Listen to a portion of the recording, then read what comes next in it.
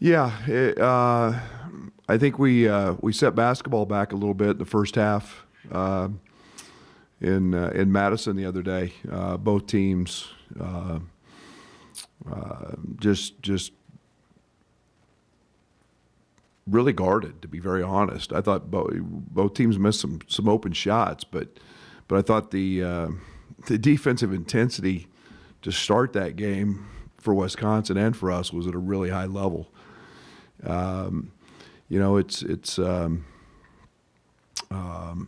always a good win to get out of Madison, the Kohl Center with a win, and then I thought that in the second half we continued to guard, and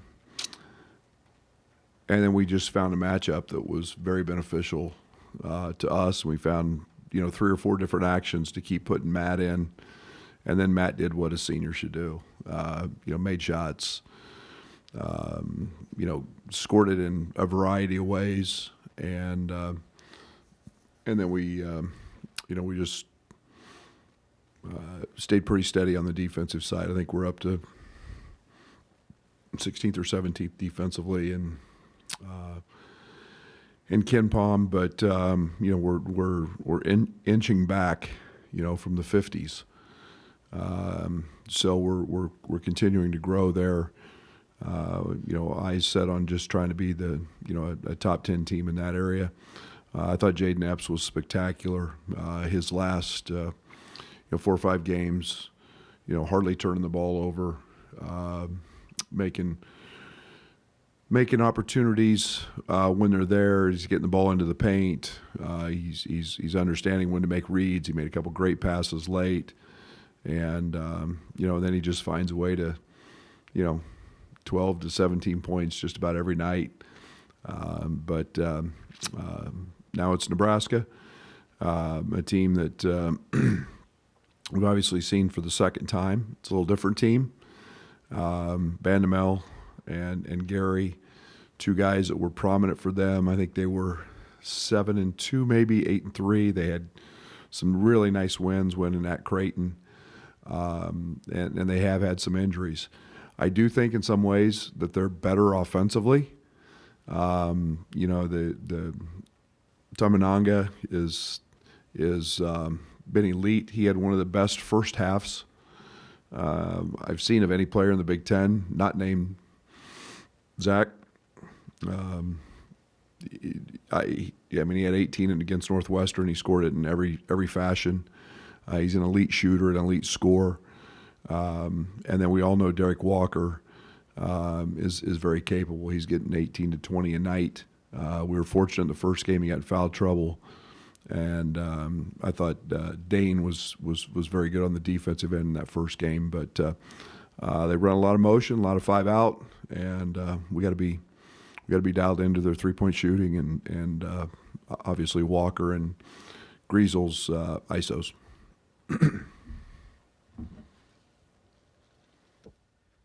This seems to come up every year. Success in January comes for you and your team. Anything behind it? I think we get settled a little bit. Role identification becomes big. I think that was huge. I think that's been bigger this year with 9 new guys. I think that the ability to, last year was a little different because we had COVID. We didn't practice at Christmas. We had a veteran team. This year, I think that's helped a lot. Is just being able to spend a lot of practice time, get guys dialed in on what we do. I think we found comfort in a few things offensively that suit us. Like I said, this is a fun group to coach. I enjoy coaching this group, and I enjoy this group is very close and has great chemistry, and it's got a lightheartedness about it that has been fun to watch them grow together. But it's I don't know, what are we on, 5 of 6 or 6 of 7? But you just take every game one at a time and Nebraska's the next one, and we've got to continue to grow defensively and keep saying defense wins championships, and you got to guard, and we got to build off that. That defense. Hopefully, this isn't too elementary, but why is the 2-point defense that you guys have been so successful? I think we've got it's understated. I think, and I think, as soon as I say something, it'll go the other way. But I think we've been a surprisingly good shot blocking team. I think we've been able to challenge with some length. I think you've got RJ, you've got Terrence, you've got Matt. Coleman is a well-established defender in college basketball. And then you put Dane in there, and you've got length and you've got size, and you've got guys who are mobile, we've just kind of grown into forcing hard twos and trying to contest, and that's one of the things that shooting over a little length is something that we've taken a lot of pride in. Is there something specific with Dane that you've seen him kind of progressively just kind of get better at or get more confident as the season has gone on? Yeah, I think the thing with Dane is that he's a pup. In terms of gaining knowledge and understanding really how to play. He's very talented, but just the finer things of being able to.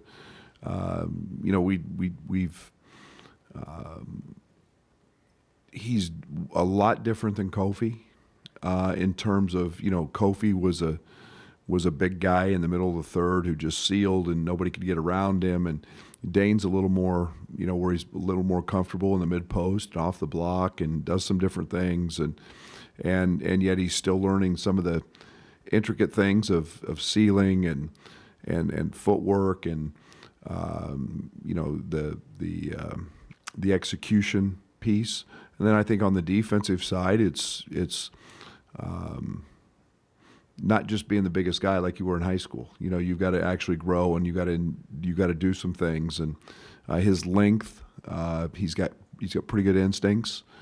Have allowed him to be very successful in that end. He just keeps getting better game to game and practice to practice, really. Because you've won 6 of the last 7 games, it can be easy to look past one of the weaker teams in the Big Ten. But like you said before, there's no easy games in this conference. How do you keep the guys from underestimating a team like Nebraska? Creighton, who's really good. They beat. This is a team that has arguably had Purdue beat. This is a team that has won on the road. It's a team that, again, I try to keep every game independent of each other, of any others. But if you don't go out and play and you don't go out defensively, and that's what I'm trying to have us build on is the defensive side. It doesn't matter what the jersey says. We have to guard. We have to play hard. We have to get 50-50s balls. We have to get stay connected on the glass. We have to continue to grow on that area and try to do it every day in practice so it becomes a habit no matter who we play. So with your added length defensively, I know a lot of your philosophies have been similar from last year, but how much has the added length changed what you can do or what you do, or how much does that sort of change the approach or not? Yeah, it's no doubt it's changed some things. The fundamental things are pretty much the same. It's a little different having Coleman at the 4 and Matt at the 3, and all of a sudden you're 6'8" or 6'9", 6'10". And Terrence as a big guard. You bring RJ in at 6'6" with his length and athleticism. Ty Rogers with his length and athleticism.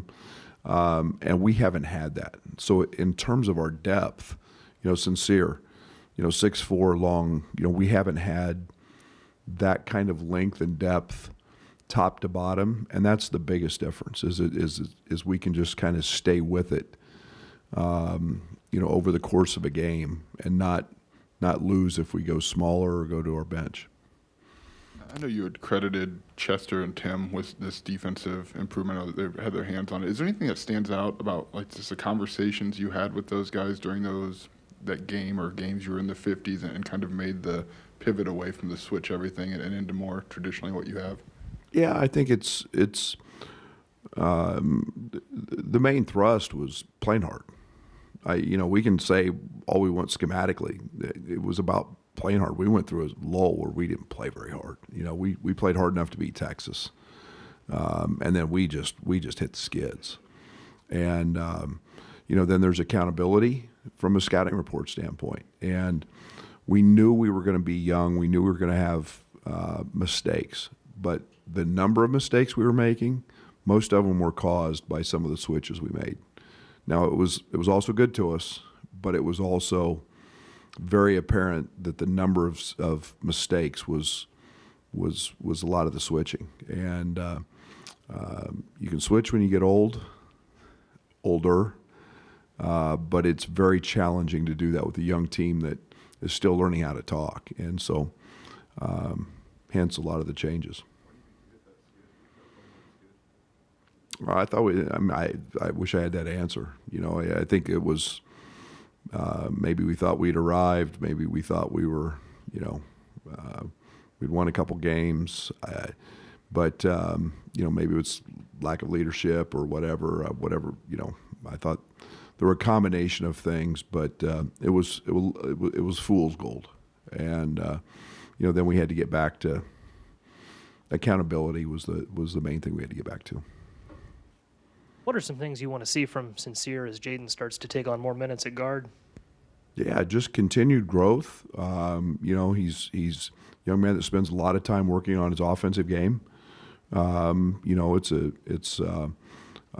something that defensively he's going to continue to help us and impact us when he's in the game.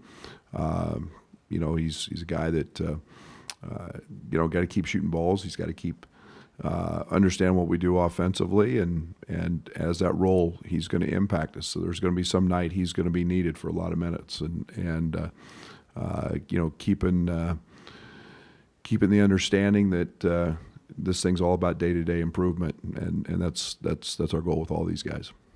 In the last two games, walk-on Sam Hoiberg, who's Coach Hoiberg's son, he's played significant minutes and even scored 15 in the last game against Maryland.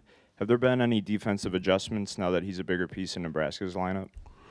Well, the apple didn't fall far from the tree. He shoots the cover off of it. I told Fred I watched him warm up before our game in Lincoln. I sat out there and watched him, and I think he hit like 17 in a row. And very, very good shooter. He's very strong. He's unlike Fred was when Fred was a player fit. Fred was skinny and athletic, and Sam's really strong. But he's in a lot of action. He's a good shooter off the move. Put he and Kelsey 30, number Taminga, I always pronounce his name wrong, but they're in constant movement. They're in a lot of actions. They're off a lot of staggers, off a lot of zooms, and they both have the ability to make those shots. And so you can't fall asleep. And they're legit three-point threats, and that combination together has been pretty good for them. Did you know this team would be more of a block shot team instead of a rotate over and take charge team? Do you know that going into the year, or is that kind of developed? I wish. I knew Matt. Matt's numbers. I think Matt was second in the Big 12 in block rate coming in, and so we look at all that stuff in the analytics when we were involved with him. We've done Coleman's length. We didn't get a ton of blocks from Kofi. He was more more of a wall, but Dane's given us some of that. And then RJ and Ty, just their length ability to fly to shooter and block a jump shot. We haven't had a lot of that. I didn't foresee it. I thought we would be better, but at the level we are, I didn't. I wish I could say I foresaw that. Can you talk about that moment with Coleman last game? I know Matt and Terrence Walken have had moments as leaders too. What was kind of the process over the last month to get them to that point in kind of a bigger leadership role than they've had maybe at previous stops in previous years? Well, they're all terrific human beings, and they all care, and they're all about the name on the front of the uniform. And there's good teammates and there's bad teammates, and all those guys are great teammates, and they want to help everybody, and sometimes they all go about it in a different manner. But when you can get those roles identified, and those roles have become identified. Coleman the other night in Madison was by far and away the best game he has had in terms of what I thought was leadership, and just the talk in the huddle, the talk with his teammates about, hey, he sees the game like a coach, and hey, the shakes are there, or we got to get to the high shake, and then look inside, and just when it comes from me, it's one thing, but when it comes from a player, it's sometimes got a little more impact, and asking him literally in a huddle, what do you like, and it's in a night where Terrence wasn't having a great night, got in foul trouble early, was out of rhythm, and he's staying super positive in the huddle, and trying to help teammates and build on the positivity that everybody else is bringing. That's growth. Matt's kind of a quiet guy that does it a little differently, but those guys all have their own way of doing things, and that's helped us a bunch. Like a 12% difference in your 2-point percentage versus what you allow opponents, which is pretty high up there nationally. What does that tell you about the way you're able to maybe pair those things on both sides of the ball? Yeah, it's something we look at a lot. Again, and it's for us, it's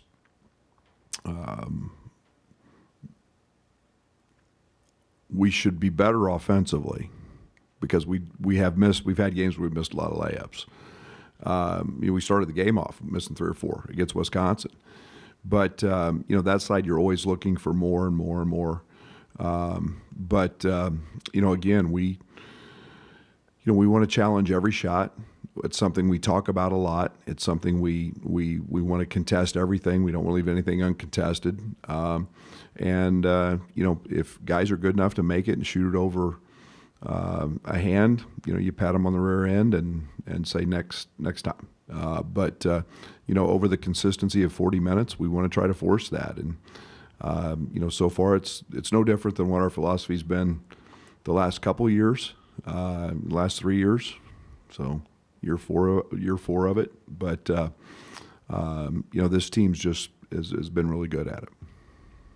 Offensively, what are some things you do to limit the struggles of the first half of the Wisconsin game? Man, I don't look at it like that. I look at the shots we're getting, and are they good ones? Jaden missed a couple bunnies. Matt got under the rim and missed a layup. RJ gets 2 or 3 just wide open threes. Matt missed one. And all you can do is just push repeat and hope you get those shots again, and then they start to fall. And then I kind of look at, how are we getting to those shots? Is it through great ball movement? Is it off an assist? Is it isolation? That would be the only thing I would try to maybe tweak. But our defense was really good, and I liked the shots we were getting. We just didn't make them, and unfortunately, you could only put them in positions to make them. You can't make them for them, and I felt great about that, and know over the course of time that we got good enough players who are going to make some shots. RJ's been on a bit of a cold streak recently, but it seems like in each game he has some sort of moment where we see a glimpse of explosiveness, like that dunk in the last game. So what are you looking to see from him over the last stretch of games to see more consistency out of him? So you guys all think about offense. I don't. I think consistency is based on the defensive side, and RJ defensively has turned into probably one of the premier, if not the premier, perimeter defender, in my opinion, if in our league. Does an unbelievable job getting over screens. Does an unbelievable job of challenging things. He's got great length, great athleticism. We know he's going to be, he's going to get shots. He's going to make them. He's got to see a couple get in. You see that athleticism that has everybody drooling. Just the, crossover, rip, dribble, boom, up over two guys and dunk it. That's in his package. I keep telling him he shoots 1,000 balls a day. Just keep shooting them. And, we've seen him last year, this year, in practice, go on huge runs, and it's coming for him. And, he's going to get good looks every night. And, he's going to jump up and make them. And when he does, everybody's going to say, wow.